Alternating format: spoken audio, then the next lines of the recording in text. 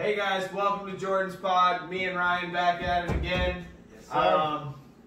This is strictly Minnesota sports. We're gonna let her rip. We'll start with the Minnesota Vikings coming out of a bye week in a border battle against the Green Bay Packers. The worst team ever. The Vikings are not good. Actually, Unless you're talking about the Packers thing. I mean, it's tough. Dude, honestly, it sucks because the Packers aren't good. No. The Packers are. I mean, the Packers are good, but they're still not that good. I don't know, man. Well, I think we can still beat them for sure. This week I keep getting that inkling. I don't know why. It's just something that I'm feeling that Minnesota's going to pull it out. I mean, I know we got a lot of guys out and everybody's on the hot seat, but I don't know. Maybe the talent just shows out this week and we score enough points. So all the weeks that you've been telling me that we can't beat the Seahawks, we can't beat. Who else did you say we can't beat? Atlanta, we can't beat the Falcons. Yeah, I mean, we didn't, but now I'm telling you we're going to win. All right. This is a tougher game than all of those, but all right. I get it, and we're probably going to get blown out now that I said that, but for some reason, there's something about it that I think just makes sense. Well, it's a division rivalry. It's a division game, and part of me is just like, God, maybe Minnesota just somehow offensively, just this week, pulls it together, something happens, big upset. But ultimately, it is a big upset. Green Bay is favored by 6 in this game. Huge, right? It's not that big. I think we can win as well. Yeah. We are facing some injuries here. Yeah. We're questionable. Dalvin Cook is supposed to be coming back. He's the best running back in the NFL. If we can get him involved, but I mean, it's just a fact of how hurt was he? I don't know. He didn't come back. Dalvin is tough. He came back and played in Seattle. When he went out, he came back for just a play. Just but a couple, He came in, so you just kind of think he is trying to come back, and he is. I think he'll play. They said that it doesn't look like he'll need a pitch count this week. From what I was reading, it doesn't look like we're going to be limiting him at all. Doesn't look like we're going to be limiting him. But as Gary Kubiak says, as Dalvin Cook goes, the team goes. Right. So, if Dalvin Cook gets rolling, which I think they're going to, because I think they noticed when Dalvin is out of the game. Look at this. How bad they are. Look at this injury report for the Packers, though. We've got 4 guys on our questionable list: Dalvin Cook, Holton Hill, Chris Boyd, and Mike Hughes. And I heard Cam Dantzler's on the COVID list. Yep. But the Packers have Aaron Jones, Darnell Savage, David. I don't even know.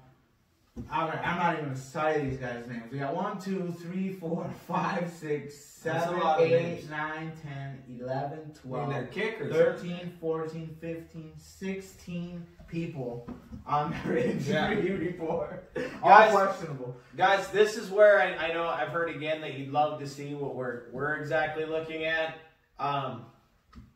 We'll get that out to you at some point. We're gonna continue to grow. We need some assistance with that. Yeah, need some technical assistance. So again, anyone who knows how to do that, let us know. Get it on the screen. Get it on the screen. You don't even have to be on screen. We just need somebody to run some stuff. Maybe who knows how to do something. Run some audio and do that, so that we can continue to just keep growing. And the better as we go, you would go as well. So we might as well make a pick on this game. You say the Vikings are going to pull off an upset? I think for some reason, I'm picking Minnesota this week. Okay. So, oh God, this kills me. He's gonna do it. He's gonna do it. I do think the Packers are going to pull this off. Take it off. Take it off. I am a Minnesota boy. Take it off. I'm just going off based on our loss last week but the week prior. Falcons, That's bad, man. And we can talk about Kirk Cousins being garbage, and he is. He's playing like poop. He's playing like poop for sure. But our defense can't do nothing. And we've got these guys on the questionable list. I mean, they might play, but they're a little banged up. Yeah, I mean, that's... So I think the Packers are going to pull this one off. I think it could be a close game. I think it'll just be for the close. fact that because Kirk Cousins is going to get these garbage points again. Yeah, as always, like he did last time. Another hot take in this one, Mike Zimmer on the hot seat is a couple of things I'm seeing. I know you're probably on the same page as me. Again, leave in the comments what you guys think, but I just really don't believe it's Zimmer's fault. You guys can say what you want, but there's also men who go out there and play this game and do this for a job, and they're not performing. They're not performing. There's talent there, and they're not performing. If you want to call Gary Kubiak out, that's fine. But Mike Zimmer doesn't call offensive plays. Right. He just wants us to No, run I don't think he he will be. If we continue this trend next year, then it's a different story, I think. It's just a bad year, and yeah, maybe some people don't want to see him come back. But guys, I really think he needs to continue to grow. This is a rebuilding year. I know a lot of people laughed at me when I said a rebuilding year before we started, but a rebuilding year it is. That's not that I'm not a Vikings fan. I just think we are in a rebuilding season, and we have to find a way to get better. I mean, but that's why we traded Unique Ngakwe. We're sick of rebuilding. How long have we been rebuilding, dude? Like, we were rebuilding and we've had to do it around AP, even we were trying to do it around everybody, dude. We've had to do it a few times, but there is still a very small window within the next year or the year after. The window is right there. We're in 2 years. If we can get everybody healthy, everybody's got one more shot to make a run. I mean, Zimmer's still got a winning record as a coach. He is. He's 58-43, so he's getting close to that 500 mark. Yep. You get any lower than that, Getting close to the 500 mark? yes, for being even. Like, Okay. Now, okay. it's for win-losses. Yep. At first I thought you were saying 500 games. That's No, he's got 102 games in. But, yeah, so I don't think he's on it yet. We've had a lot going on. We got the Gophers coming up on Saturday, tomorrow. They're playing Maryland. Friday tomorrow. They're playing tomorrow, yeah. The Friday. Gophers are playing Friday, 6:30 against Maryland. Yeah, okay. Maryland, we're favored to win. The spread, according to this, is 20. 20 points. 20 points. I mean, it's very possible Maryland is not a very good You team. bet $100 on Maryland, you win $705. Maryland's not winning that thing. They're not. There's no way. The Gophers are too good. There's no way that happens. No, we're good. We looked decent right away. I thought. Yep. They got me hyped. We blocked the kick, scored right away. I was like, dude. Yep. Here we go again. This is another good team, and it kind of just fucked. It just fizzled out. They're right there. They're really close, but they're just not there yet to take on a team like that. They're better than the Minnesota Vikings in their prospective box that they're in as far as college football. They're good enough to win games. They're a year away from really being competitive. If they're not super, super competitive next year, I'll say it again.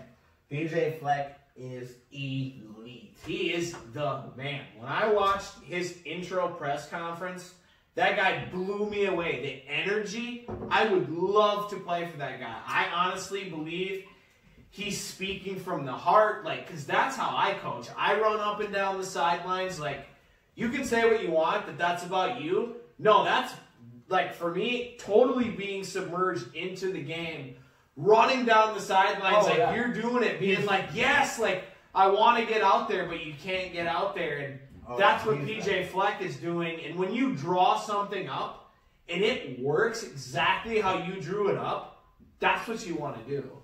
And just see it play out. you're just going to blow up. You're going to do exactly what he does.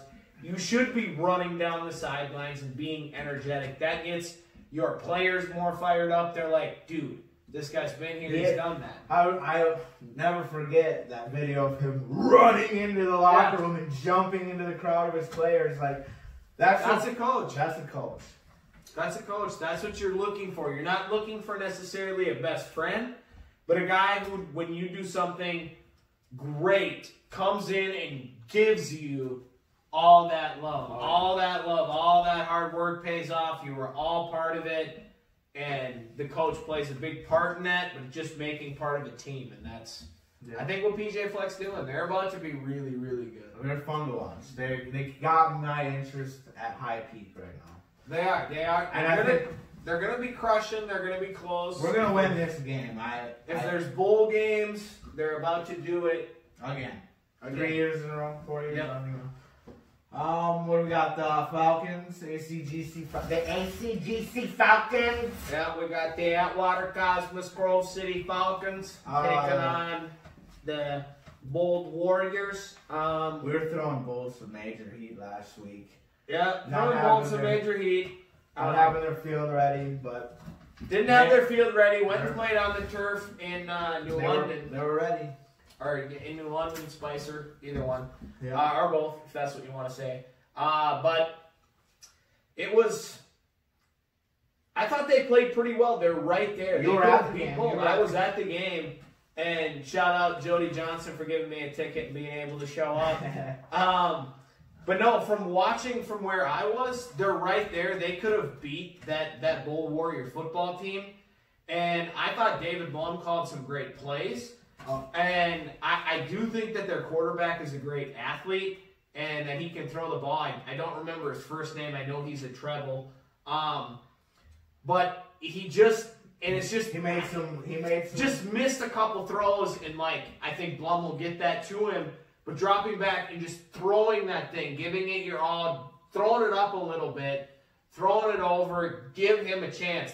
In that spot, defense was just playing a little lower. If he throws it over the top, that's a 50-yard touchdown, and you're looking at it here. Instead it gets picked off. Instead it gets picked off, and it happened twice in that game. They're right there. They're good enough. They could really be a good football team. This week is homecoming for the Falcons. Homecoming. Playing Eden Valley. No, not Eden Valley. Oh, Kimball. Kimball. My bad. Kimball is right. Yep, yes. I know Kimball will be rolling with a new head coach at least.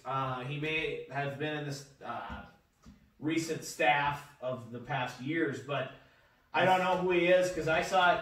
That's the coach our Blum would like to be for sure. And I mean it's Kimball, ACGC. Got the history there. If you were an ACGC wrestler, most of you don't like Kimball. Even in football, man. Football, they did. When I was in 10th grade, they beat us in the first round of the playoffs. Just smoked us. Todd Hendricks, though, was coaching on the other side, and he had coached for ACGC for a long time, and I think he kind of read what Tord was doing, and in my experience, I think Todd kind of knew what he was doing against old Doug. So, and it was a pretty simple defense, and what they did against us. I'm sure if you watched the film, I mean, you were here the other night when we were watching the state football game when we played in the Metrodome, and as you watched late in the game, it was just some maybe play calls that we could have done differently. Maybe we could have executed better, but like early in the game, Monoman was blitzing us so hard. Every play, dude. And had you just found something and rolled out and made simple passes and were just able to complete them and just keep drives going, because if we could have opened up that running game, it's over. That's the only part that we needed. We just needed to open up just a little bit. Right. We ran a lot of trick plays. We did throw a lot, but it was still based out of that, I don't know, just kind of hunky, chunky football. That's what we were, though, dude. That's all we just, got you know, you're eating potatoes, and it's like... We could have, that's how we got there. We could have maybe, but we should have been doing that all year. Maybe, yeah, you know we needed to do something. That was what got us there. That was our meat and potatoes. We doing that same stuff. If there's, I mean, honestly, any seniors if you'll be a senior next year, do you think that you guys have a chance as a grade to be good? Try to get together in the off season and make something happen. Yeah, for sure. That's Like, go out and like try to come up with your own plays and get together with the guys and just get that camaraderie going right away. Early on. Like, try to set a standard of what you guys are trying to do. But at the same time, these guys didn't know that they were going to have a season. This year, yeah, and I get that. I mean, but like my thing was, you know, for my senior year and even my junior year, it's like, why didn't we just, you know, do something? Why didn't we get together at the beginning of the year and maybe draw up our own plays or just get comfortable, like playing with each other and seeing like what we could do, doing some backyard football, like just getting together and like being like, hey, we have one common goal. Getting all of like what our minds are out, like what we think out there to each other, and then we just know what we're doing. Right. So like no matter what, we did need to be more of a team than what we were. We all loved each other, but we just there was one missing part. We had to listen, and we missed the listening part, and that's fine. And that's fine. We had a great experience. We had a great experience. I mean, I know my senior year made it further than your senior year, but we won't go there. We'll go there at some point. Dylan Erkner wants to come on this podcast. If you want to roll back that tape to 7th and 8th grade practice when you guys were 8th yeah, we won't go get there. Smoked, get blown out of a stadium. Okay, one of the greatest rosters we've got the Timberwolves news, breaking the news today.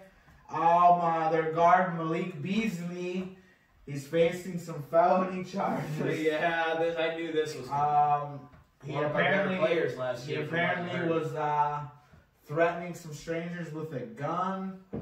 I don't know if he was under the influence of something. I think he might have been. I'm sure. I mean, you don't just do that. Yeah, you don't. But Everson Griffin did. Mental health, man. Mental health is a big deal. We talked about that on an earlier podcast. Mental health is a huge deal. Everybody deals with it. Doesn't matter if you're a celebrity, poor. You could be the poorest guy in the world and have one of the greatest attitudes. So, so the Timberwolves also talked to LaMelo Ball. That's big. I want LaMelo Ball. If they get LaMelo Ball, pound the table for him.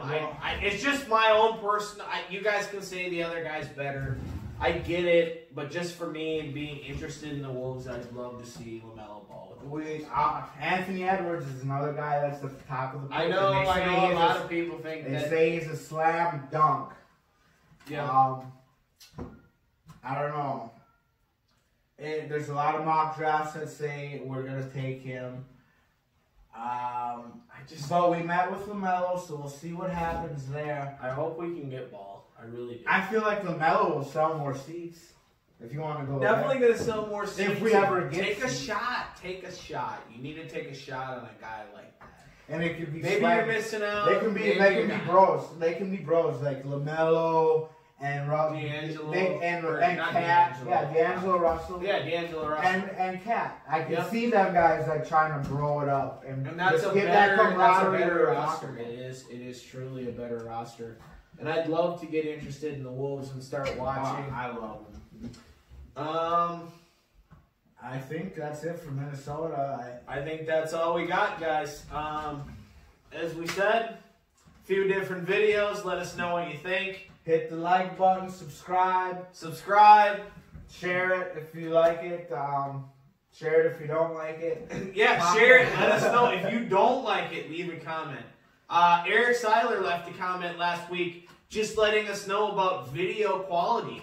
So we gotta step it up, Eric. I get it. Thank you for letting us know that. Love the feedback. Love the feedback. Doesn't matter what it is. We gotta hear it. I don't care if it's criticism. If it's great, awesome. I'm glad you guys loved it. Again, we're on the road to 1,000. We need the watch hours. We need the subscribers. We need all your guys' help at this point. We're asking you to just band together. You want to be on, give us a topic, be on with us. Me and Ryan are gonna protect you no matter what. We've said that from the beginning. We've said that in earlier podcasts. guys, we'll protect you. We'll make sure it's not that bad. The boys got you. The boys got you. It's not that bad when you're in here with us. It feels like you're just in a conversation. Like I feel like I'm just talking to Ryan. Right. You know, when I started this thing, the first time I turned on that camera, when we turned on the camera, it was different. But when I first put this out there, it was different. We'll talk about that in another podcast coming up soon. But thanks for listening. Thanks for listening. We love all y'all, as I always say. Keep showing that love. That's Ryan, I love you too. That's a wrap. That's a wrap, boys. Not bad. Another banger. That one is pretty good. Save So it. just hit save, yep. And then just right in. I always do something like sports.